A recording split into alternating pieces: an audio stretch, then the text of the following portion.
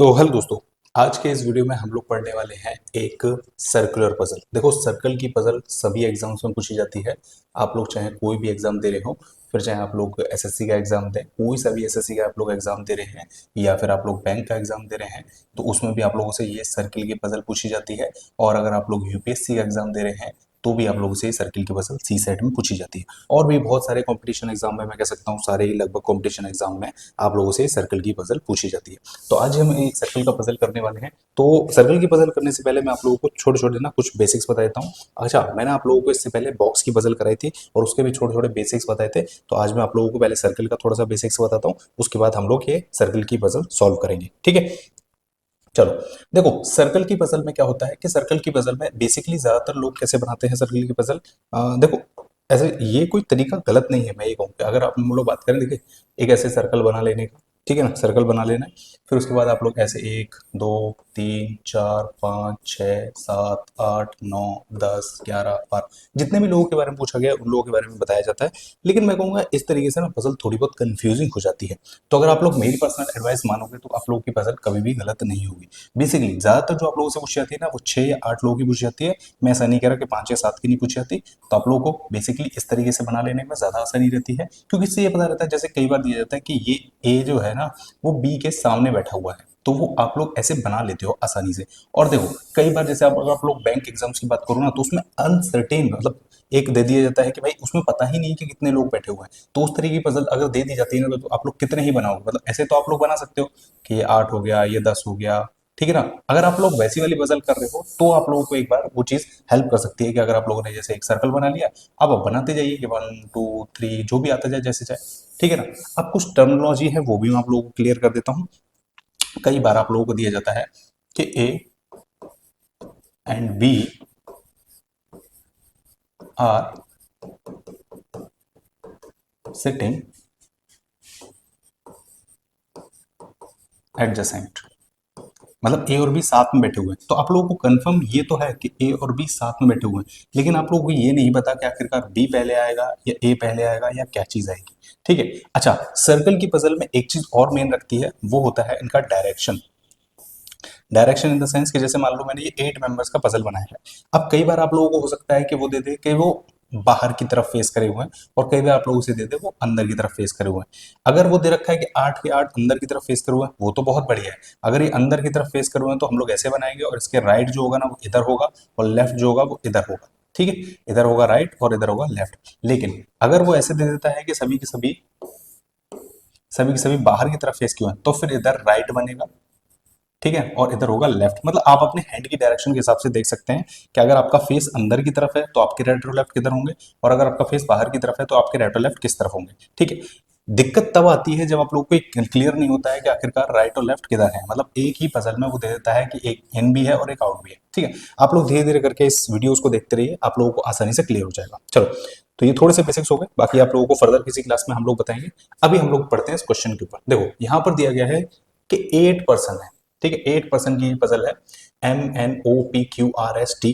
ठीक है। अब ये लोग sitting around the circle table, circle में बैठे हुए हैं ये लोग। तो मैं इस तरीके से बना लेता हूँ, 8 लोग हैं, ये 4 लोग हो गए, ये 6 लोग हो गए, और ये हो गए टोटल मिला के 8 लोग हमारे। ठीक है। अब इसमें दिया गया है कि facing towards the centre. Towards the centre का मतलब होता है कि वो सेंटर की तरफ देख रहे हैं, मतलब हर कोई यहाँ पर अंदर की तरफ देख रहा है। अब इससे क्या होगा, इससे हमें पता चल जाएगा कि हर एक का राइट और लेफ्ट किधर होगा। ठीक है, राइट और लेफ्ट किधर होगा। अच्छा, पजल को शुरू करने से पहले अब यहाँ पर शुरू होता है कि M sits third to the right of N. अब हम इसे कहाँ से बैठाएं, R sits adjacent to M. इसका मतलब ये है कि आर और एम साथ में तो बैठे हैं, लेकिन कौन पहले कौन बाद में ये नहीं पता है। हमें दिया गया है कि O sits second to the right of R. अब हम कहाँ से बनाए। अब समस्या ये आती है ना, जब भी आप लोग पजल देखते हैं तो सबसे ज्यादा बच्चों को समस्या ये आती है कि आखिरकार हम पजल की शुरुआत कहाँ से करें।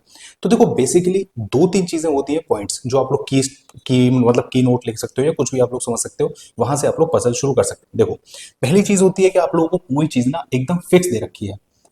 कोई चीज आप लोगों को एकदम फिक्स दे रखी है। जैसे मैंने आप लोगों को कल बॉक्स पजल कराया था, तो बॉक्स पजल मैंने आपको बताया कि कोई भी एक मेंबर जो इस जगह पर या इस जगह पर या इस जगह पर कहीं पर फिक्स दे दिया जाए, कि पहले पर बैठा है, दूसरे पर बैठा है, तीसरे बैठा है, इवन बैठा है, ऑड बैठा है, उससे आपको एक फिक्स मिल जाता है। ठीक है।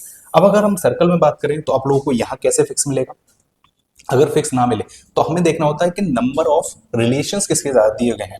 अब देखो जैसे इसमें 8 है, अब m के ज्यादा दिए हैं, n के ज्यादा दिए हैं, o के ज्यादा दिए हैं, p के ज्यादा दिए हैं, r के ज्यादा दिए हैं, किसके भी दिए हैं, हम लोग को वो चीज को यहाँ पर देखना होता है, ठीक है। अच्छा, हम लोग बढ़ते हैं आगे। देखो अब हम यहाँ कहां से शुरू करें, यहाँ दिया है m sits third to the right of n, ठीक है। अब हम देखते हैं कि m और n से रिलेटेड कोई दिया गया है, तो देखो इसमें m और n से ज्यादा रिलेटेड कोई पॉइंट दिया ही नहीं, m से तो रिलेटेड कोई एक और दिया गया है, ये रहा, और n से रिलेटेड यहाँ पर एक दिया गया है।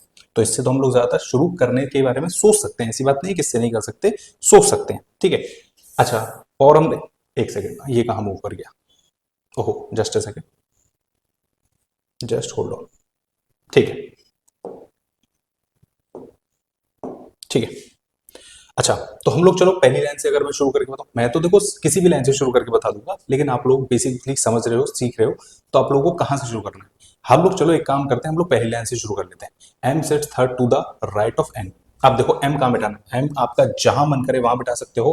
m sits third to the right of n, तो n बैठाएंगे हम लोग n के थर्ड राइट में, यानी कि फर्स्ट, सेकंड और थर्ड राइट में, तो यहां आ जाएगा आपका m। क्लियर है, ओके। आगे बढ़ते हैं हम लोग, आगे देखते हैं हम लोग, r sits adjacent to m। तो देखो r इसके पास में बैठा है, तो देखो r यहां भी बैठ सकता है और r यहां भी बैठ सकता है। अब हमें ये क्लियर तो है नहीं कि आखिरकार r कहां कहां बैठेगा, तो अब दो चीजें हैं, अब यहां पर एक गेम आता है पॉसिबिलिटी का। तो पॉसिबिलिटी के लिए हम लोग यहां पर एक और बना लेते हैं कि आखिरकार कौन सा है। तो देखिए n यहां पर बैठा हुआ है और m हमारा यहां पर बैठा हुआ है, ओके। आगे बढ़ते हैं हम लोग, अब हम मान लेते हैं कि, मान लेते हैं देखो r इसमें मान लिया हमने r यहां बैठा है, इसमें मान लेते हैं हम r यहां बैठा है, ओके। अब हम आगे बढ़ते हैं, आगे हम क्वेश्चन को पढ़ते हैं। आगे हमें दिया गया है कि O sits second to the right of R। अब R के सेकंड टू द राइट में O बैठा हुआ है, मतलब O यहां बैठेगा, इसके हिसाब से O यहां बैठेगा। आगे बढ़ते हैं, इसमें दिया गया है कि P is not adjacent to R। इसका मतलब यह है कि P जो है वो R के पास नहीं बैठा गया, मतलब इसका मतलब यह है कि यहां पर P नहीं आ सकता, ओके। और सेम एज इट इज हम लोग यहां देखेंगे कि यहां पर भी P नहीं आ सकता। क्लियर है आप लोगों को इतना, ठीक है। देखो अगर आप लोगों को कहीं पर भी कोई डाउट रह जाता हो ना, तो आप लोग कमेंट करके पूछ लिया करो, ओके। देखो आगे दिया गया है कि S sits opposite to P. अब यहां से कहानी शुरू होती है। अब देखो अपोजिट दिया गया है, मतलब कि हमारे पास इधर और इधर ऐसे करके दिया गया है, ठीक है, एक दूसरे के सामने आना चाहिए।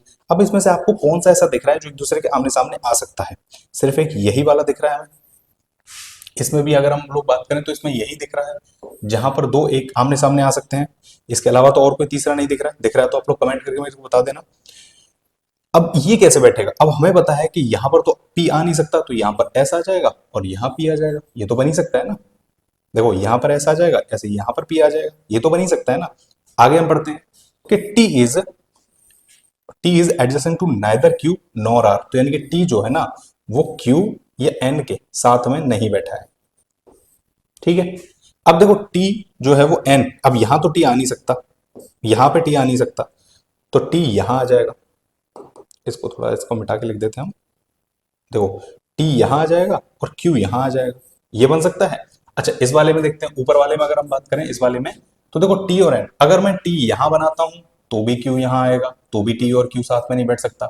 अगर मैं टी यहां बना देता हूं, क्यू यहां बना देता हूं, तो भी नहीं बैठ सकता, क्योंकि इन दोनों का ही मना किया है। इसका मतलब ये वाली पॉसिबिलिटी गलत हो जाती है और ये वाली पॉसिबिलिटी हमारी सही हो जाती है। इसका मतलब इस सवाल का जो आंसर बनेगा ना वो ये बनेगा। अब आप लोगों को लग रहा होगा कि इसको सवाल को सॉल्व करने में तो मुझे लगभग 8 सवा 8 साढ़े 8 मिनट या 9 मिनट के आसपास का समय लग गया।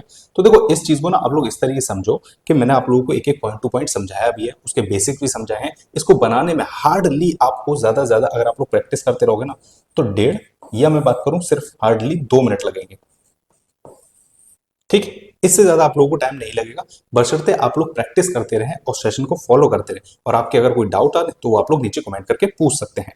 इससे रिलेटेड कोई भी डाउट हो तो आप लोग नीचे कमेंट करके पूछ सकते हैं। इससे पहले भी मैंने आप लोगों को एक बॉक्स पजल कराई थी, वो भी आप लोग देख सकते हैं। इसके अलावा अगर आप लोग मैथ पढ़ना चाहते हैं तो मैथ की भी क्लासेस हमारे चैनल पर अपलोड कर दी गई हैं, तो आप लोग वो भी चीज फॉलो कर सकते हैं। और डाउट हो तो आप लोग कमेंट कर सकते हैं। और अगर आप लोग क्विज वगैरह अटेम्प्ट करना चाहते हैं तो टेलीग्राम चैनल भी हमारा है, उसका भी लिंक आप लोगों को डिस्क्रिप्शन में मिल जाएगा, उसे भी आप लोग ज्वाइन कर दीजिएगा। वीडियो अगर पसंद आई हो तो वीडियो को लाइक और शेयर अपने दोस्तों के साथ जरूर कर दीजिएगा। Thank you so much for watching. मिलते हैं हम लोग नेक्स्ट वीडियो में और नेक्स्ट पजल के साथ।